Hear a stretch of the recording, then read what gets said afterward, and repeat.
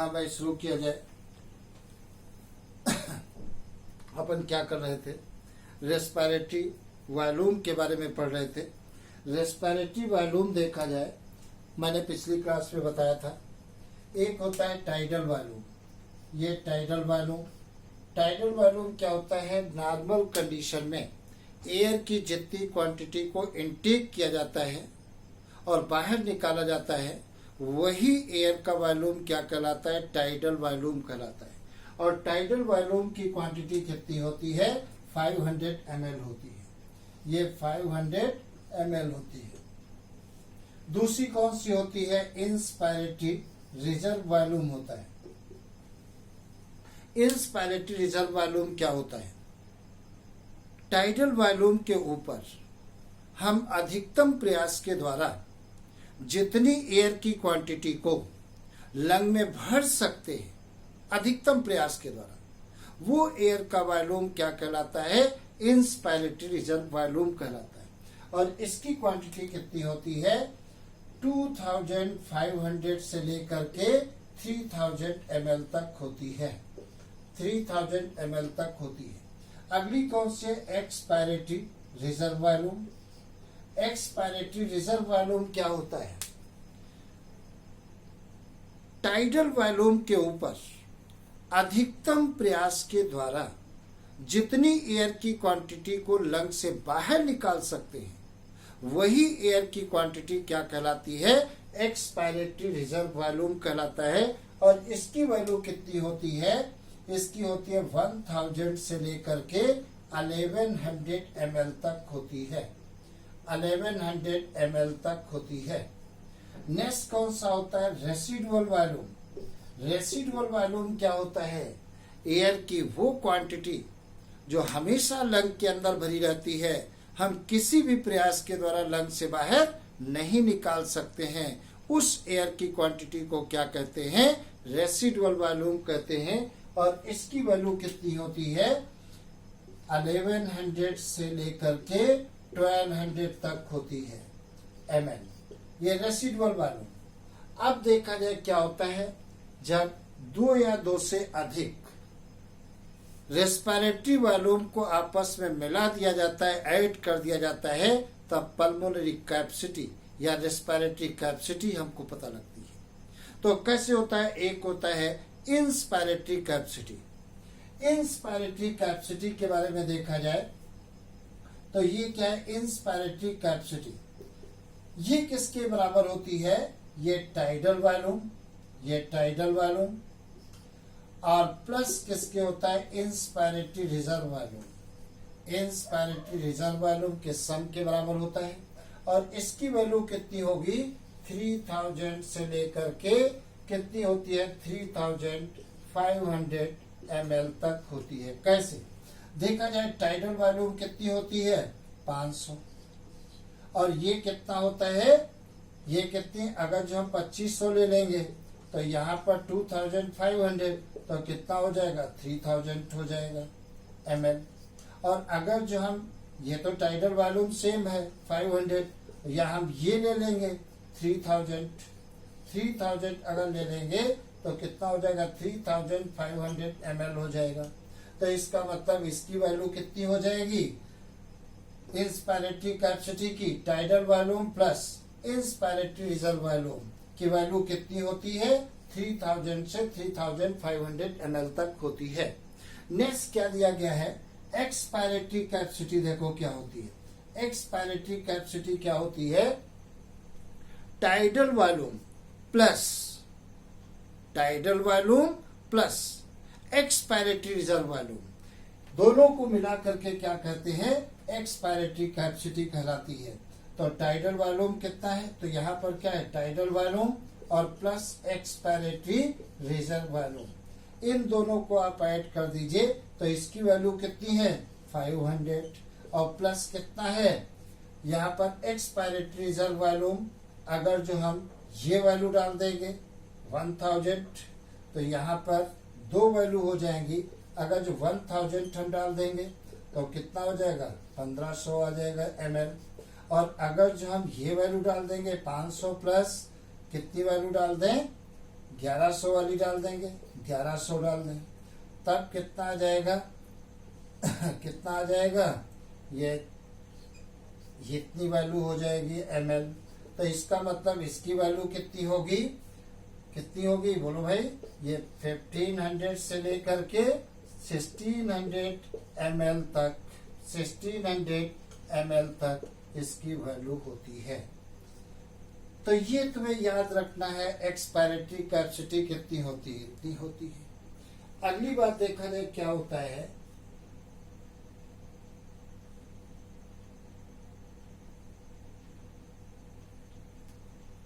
अगली बात देखा जाए क्या होता है, फंक्शनल रेसिडुअल कैपेसिटी क्या होती है। फंक्शनल रेसिडुअल कैपेसिटी क्या होती है, तो फंक्शनल यहां पर देखा जाए फंक्शनल रेसिडुअल कैपेसिटी कितनी होती है, ये किसके बराबर होती है, ये होती है एक्सपायरेटरी रिजर्व वॉल्यूम और रेसिडुअल वॉल्यूम के बराबर होती है। तो ये किसके बराबर होती है, किसके बराबर होती है, REV के बराबर। तो किसके बराबर होती है, नहीं, किसके बराबर होती है, एक्सपायरेटरी रिजर्व वॉल्यूम, और प्लस किसके बराबर होती है, रेसिडुअल वॉल्यूम के बराबर होती है।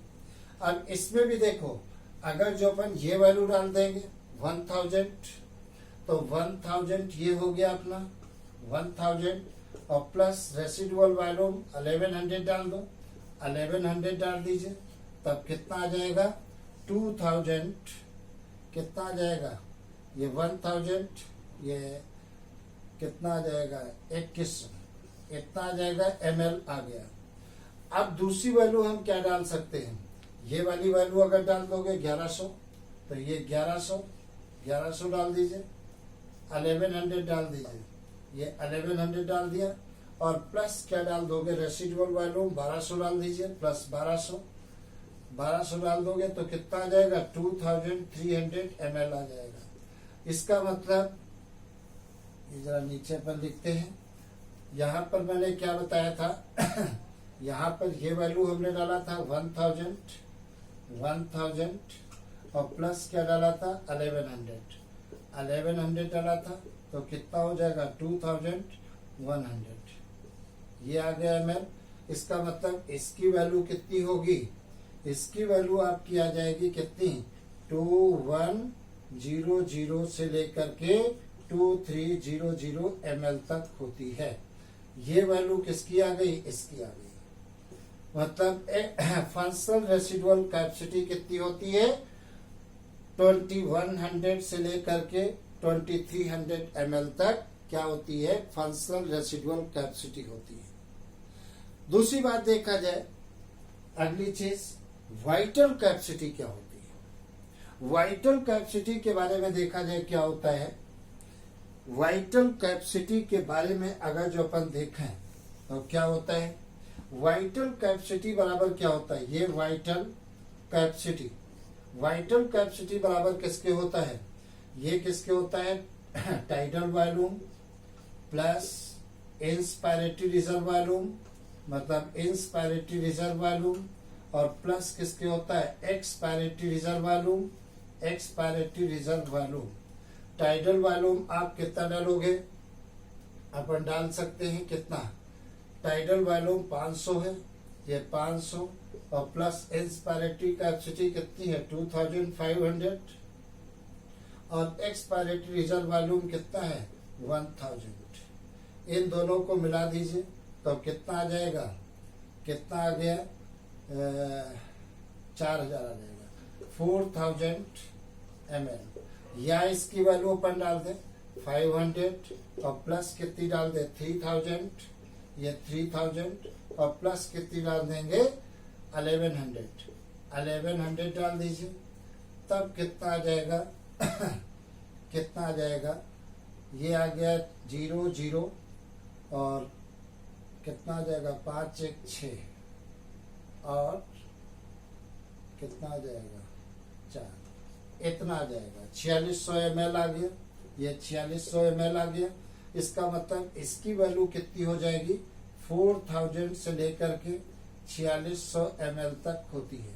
किसकी वैल्यू होती है, वाइटल कैपेसिटी की वैल्यू कितनी है 4000 टू 4600 ml तक होती है। किसकी वैल्यू? Vital capacity. तो वाइटल कैपेसिटी किसके सम के बराबर होती है? Tidal volume plus inspiratory reserve volume plus expiratory reserve volume, सबकी वैल्यू आप डाल दीजिए तो इतने से इतनी होगी। 4000 है, 4000 से लेकर के 4600 ml तक होती है। तो ये वैल्यू अपनी आ गई। उसके बाद में देखा जाए क्या होता है, टोटल लंग कैपेसिटी किसके बराबर होती है? तो टोटल लंग कैपेसिटी किसके बराबर होती है? Total lung capacity, total lung capacity किसके बराबर होती है? टोटल लंग कैपेसिटी या लंग कैपेसिटी अपन कहते हैं। तो टोटल लंग कैपेसिटी की बात करते हैं। टोटल लंग कैपेसिटी कितनी होती है? तो अपन लिख दें वाइटल कैपेसिटी और प्लस क्या होगा? Residual volume. वाइटल कैपेसिटी कितनी है? अगर दो बातें अपन लिख सकते हैं, ये लिख सकते हैं 4000 और प्लस क्या हम लिख दें रेसिडुअल वॉल्यूम कितना है? 1100। अगर जो हम ले लेते हैं 1100 तब बराबर कितना हो जाएगा? 0 0 और कितना आ जाएगा? 1 आ जाएगा और कितना आ जाएगा? 5 आ जाएगा। इतना आ गया ml। और एक वैल्यू हम और डाल सकते हैं। कितनी डाल सकते हैं? इतनी 4600 और प्लस हम क्या डाल दें 4600 प्लस 1200। तो यहाँ पर क्या है 1200। अब देखो कितना आ जाएगा? 0 0 और 2 और 6 8 और 4 और 1 5, इतने ml हो जाएगी। मतलब इसकी वैल्यू कितनी होती है? 5100 से लेकर के कितनी होती है? 5800 ml तक होती है। तो इस प्रकार से आप देखिए इन पर क्वेश्चन 2018-2019 लगातार क्वेश्चन पूछे गए हैं। तो देखा जाए मैंने क्या बताया, टाइडल वॉल्यूम क्या होता है? नॉर्मल टाइम में जितनी वॉल्यूम, जितनी एयर की क्वांटिटी को इंस्पायरेशन के द्वारा अंदर ग्रहण किया जाता है और एक्सपायरेशन के द्वारा बॉडी से बाहर निकाला जाता है, उसे क्या कहते हैं? टाइडल वॉल्यूम कहते हैं। इंस्पायरेटरी कैपेसिटी मैंने क्या बताया? टाइडल वॉल्यूम के ऊपर अधिकतम प्रयास के द्वारा जितनी एयर की क्वांटिटी को हम लंग में भर सकते हैं, वही एयर की क्वांटिटी क्या कहलाती है? इंस्पायरेटरी रिजर्व वॉल्यूम कहलाती है। और इसकी वैल्यू कितनी है? 2500 ml से लेकर के 3000 ml तक होती है। नेक्स्ट क्या है? Expiratory reserve volume. हमने क्या बताया? टाइडल वॉल्यूम के ऊपर अधिकतम प्रयास के द्वारा जितनी एयर की क्वांटिटी को हम लंग से बाहर निकाल सकते हैं, वही एयर की क्वांटिटी को क्या कहलाती है? एक्सपायरेटरी रिजर्व वॉल्यूम कहलाता है। और इसकी वैल्यू कितनी होती है? 1000 से लेकर के 1100 तक ml तक होती है। नेक्स्ट क्या मैंने बताया? Residual volume. रेसिडुअल वॉल्यूम क्या होता है? एयर की वो क्वांटिटी जिसे हम किसी प्रयास के द्वारा लंग से बाहर नहीं निकाल सकते हैं, उस एयर की क्वांटिटी को क्या कहते हैं? रेसिडुअल वॉल्यूम कहते हैं। और इसकी वैल्यू कितनी होती है? 1100 ml टू 1200 ml तक होती है। नेक्स्ट देखा जाए क्या है? Inspiratory capacity. इंस्पायरेटरी कैपेसिटी क्या होती है? जब टाइडल वॉल्यूम और इंस्पायरेटरी रिजर्व वॉल्यूम का ऐड कर देते हैं तब हमें इंस्पायरेटरी कैपेसिटी मिल जाती है। और इसकी वैल्यू कितनी होती है? 3000 टू 3500 ml तक होती है। और नेक्स्ट मैंने क्या बताया? Expiratory capacity. एक्सपायरेटरी कैपेसिटी क्या होती है? Tidal volume plus expiratory reserve volume. इसकी वैल्यू कितनी है? देखिए इतनी होती है 1500 से लेकर के 1600 तक होती है। इतनी होती है। 1500 से लेकर के 1600 ml तक होती है, इतनी पाई जाती है। और नेक्स्ट मैंने क्या बताया? Functional residual capacity. Functional residual capacity equal to होती है एक्सपायरेटरी रिजर्व वॉल्यूम और प्लस रेसिडुअल वॉल्यूम के बराबर होती है। और इसकी वैल्यू कितनी होगी? 2100 टू 2300 ml तक होती है। नेक्स्ट मैंने बताया वाइटल कैपेसिटी किसके बराबर होती है। वाइटल कैपेसिटी किसके बराबर होती है। Tidal volume plus inspiratory reserve volume plus expiratory reserve volume. ये वैल्यू कितनी आती है 4000 टू 4600 ml तक आती है। नेक्स्ट टोटल लंग कैपेसिटी किसके बराबर होती है। Vital capacity plus residual volume, इनके सम के बराबर होती है 5100 टू 5800 ml तक होती है। तो इस प्रकार से respiratory volume and respiratory capacity के बारे में बताया है। इन पर क्वेश्चन 2018, 2019 दोनों में क्वेश्चन पूछे गए हैं नीट के अंदर और बहुत आसान है, बस यही वैल्यू।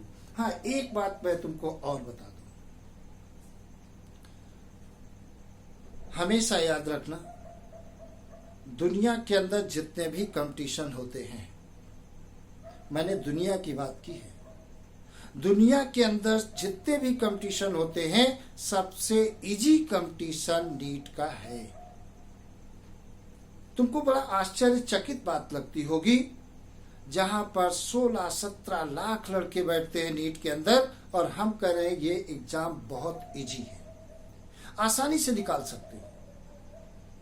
जरा सोचने वाली बात है, मैंने ऐसा क्यों बोला है।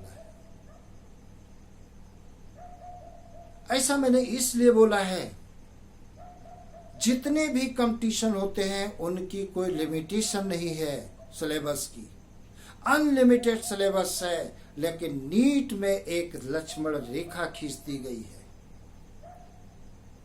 कि 11, 12 की एनसीईआरटी के अलावा कुछ भी नहीं पूछा जाएगा। एनसीईआरटी से ही क्वेश्चन आएंगे। अब फिजिक्स और केमिस्ट्री की बात छोड़ दीजिए, क्योंकि जहां पर न्यूमेरिकल की बात आती है वहां तो कुछ भी कर सकते हैं। हम बायो की अगर जो बात करें तो एनसीईआरटी के अलावा कुछ भी नहीं पूछा जाएगा और एनसीईआरटी की बुकों से ही पूछा जाएगा। फॉर एग्जाम्पल तुमको बता दें, मैं बात कर रहा हूं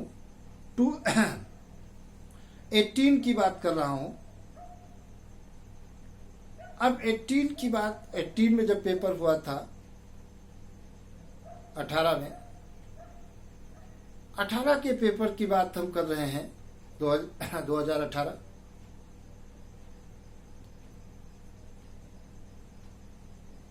तो 2018 में क्या हुआ था, एक क्वेश्चन आया था कि प्लांट आयरन को किस फॉर्म में इनटेक करते हैं। क्वेश्चन ये आया था, प्लांट वाट आयरन को किस फॉर्म में एब्जॉर्ब करते हैं।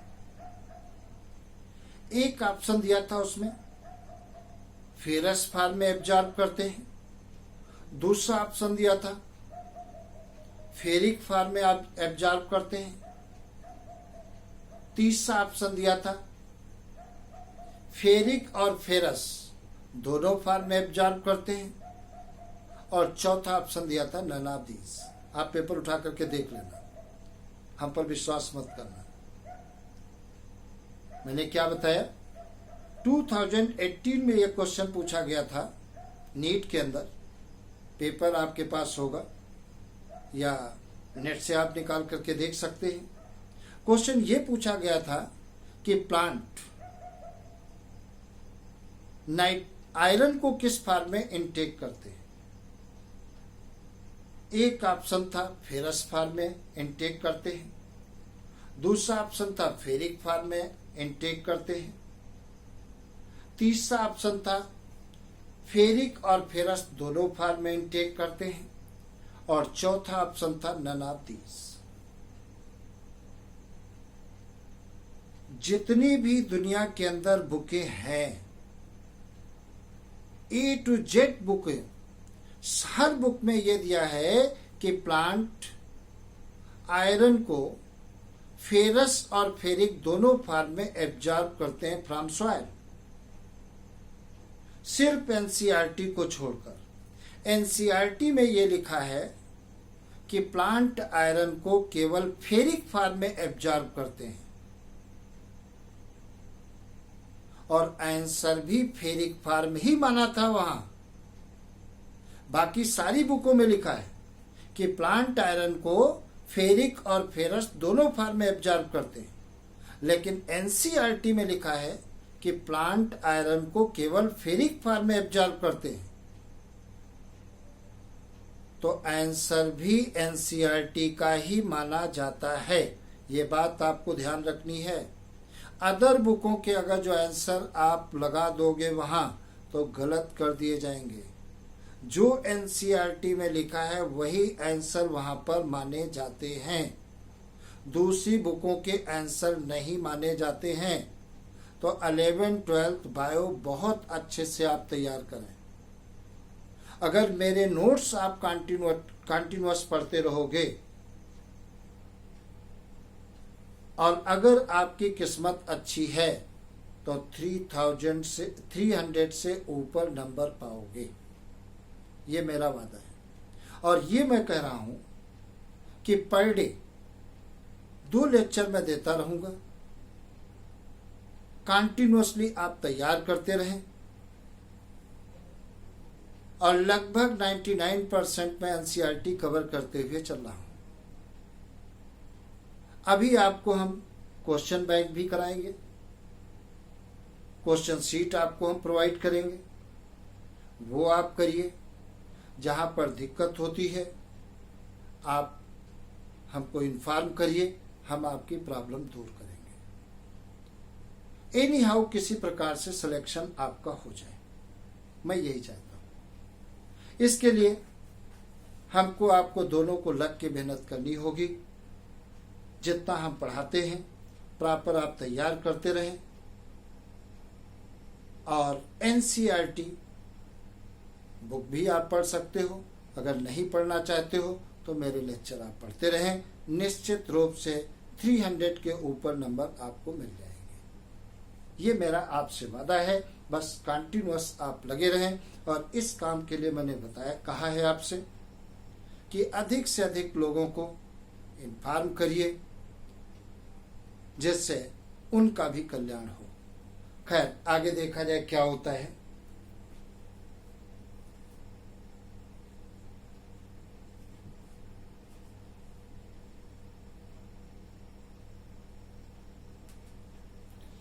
आगे देखा जाए क्या होता है। एक्सचेंज ऑफ गैसेस की बात हम करने जा रहे हैं।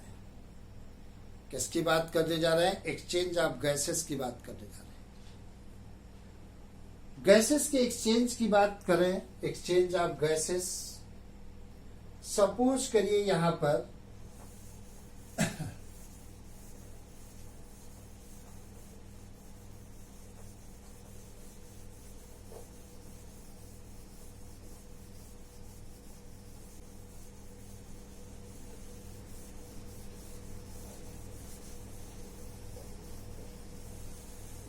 एक बात तुम्हें याद रखना है, ब्लड में कार्बन डाइऑक्साइड की सॉल्युबिलिटी जो होती है 20 to 30 time greater than oxygen. मैंने क्या बताया? CO2 की ब्लड में सॉल्युबिलिटी जो होती है ऑक्सीजन के कंपेयर में 25 से 30 गुना ज्यादा होती है।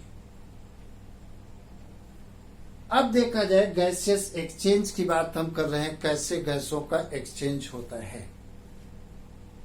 यहां पर एक बात और तुम्हें बताएं, एटमॉस्फेयर में तुम्हें याद रखना है, एटमॉस्फेयर में कार्बन डाइऑक्साइड कितनी पाई जाती है? CO2 की परसेंटेज कितनी होती है?